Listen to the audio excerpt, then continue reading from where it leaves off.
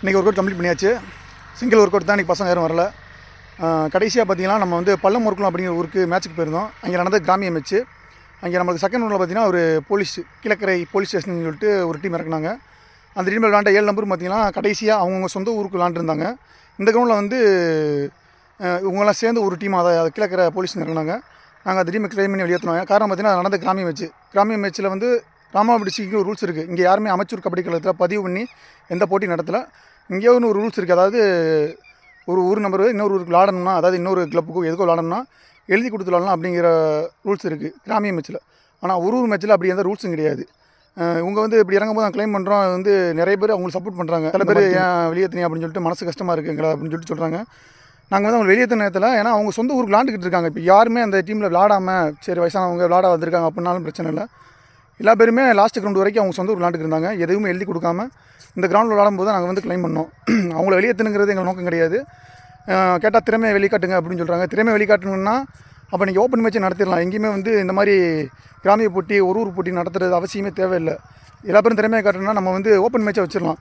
இந்த எனக்கு குற்றஞ்சாட்டின தம்பியோட ஒருத்தர் அவர் ராம்கி அப்படின்னு சொல்லிட்டு ஆக்கி கொடுக்குறப்ப அவங்களே வந்து இந்த மாதிரி ஆப்போசிட்டில் ஒரு டீம் சிக்கலில் நடக்கும்போது ஆப்போசிட் டீமை க்ளைம் பண்ணுறாப்புல. அது ஒரு கிளப் டீம் தான். அதுவும் அந்த கிளப் டீம் க்ளைம் பண்ணி வெளியேற்றுறாப்புல சிக்கலில். ஆனால் அவரே வந்து இங்கே வந்து எங்களை வெளியேற்றின்னு சொல்லிட்டு சங்கடப்பட்டு என்கிட்ட பேசுகிறாப்புல. இதில் என்ன நியாயம் இருக்குது? நீங்கள் உங்களுக்கு ஒரு நியாயம். அதாவது சிக்கலில் நீங்கள் விளாடும்போது அந்த கிளப் டீம்லேருந்து ஒரு ஆள் வெளியூர்னு சொல்லிட்டு நீங்கள் வெளியேற்றினீங்க. இப்படி பெருந்தன்மையான மனப்பான்மை உள்ளவங்க வந்து நீங்கள் அந்த டீமை வெளியேற்றிடக்கூடாது. ஏன்னா உங்களுக்கு ஒரு நியாயம் அங்கே ஒரு நியாயம் இருக்கக்கூடாது. இந்த மாதிரி ஒரு நபர் வந்து 2 டீமுக்கு விளாடலாமா அப்படிங்கிறத நீங்கள் வந்து கமெண்ட்டில் சொல்லுங்கள். எனக்கு தெரில. கடைசி வரைக்கும் எங்களை வெளியேற்றிட்டாங்கன்னு சொல்லி தான் குற்றச்சாட்டை வச்சுட்டே இருக்காங்க. நானும் திரும்ப உங்கள்கிட்ட சொன்ன ஒரே விஷயம் தான், நீங்கள் விளாடுங்க, தப்பே கிடையாது, எழுதி கொடுத்து விளாடுங்க அப்படின்னு தான் நமக்கு அந்த பாயிண்ட் ஆஃப் வியூவில் தான் நான் வந்து வச்சுக்கிட்டே இருக்கேன். ஆனால் அவங்க அதை கேர் பண்ண மாட்டாங்க. அவங்க நோக்கம் என்னமா இருக்குது, ஒன்று நம்ம ஊருக்கு விளாடணும், இந்த டீமுக்கு விளாடணும் அப்படின்னு ஆசை இருக்குது. அப்போனா நாங்களும் அதே மாதிரி வெளியூர்லேருந்து ஆளை கூட்டு வந்து விளாட வந்தால் ஒரு ஊர் டீமில் விளாட வந்தால் எங்களை அனுமதிப்பீங்களா? இது சரியான நடைமுறை இருக்குமா அப்படிங்கிறத என்னோட கேள்வி. இதை பற்றின கமெண்ட்டை நீங்கள் கபடி வீரர்கள், அதாவது அம்பையர்ஸ், இந்த மாதிரி நிறைய பேர் இருப்பீங்க, இந்த வீடியோ பார்ப்பீங்க. அவங்க வந்து உங்கள் கருத்தை சொல்லுங்கள்.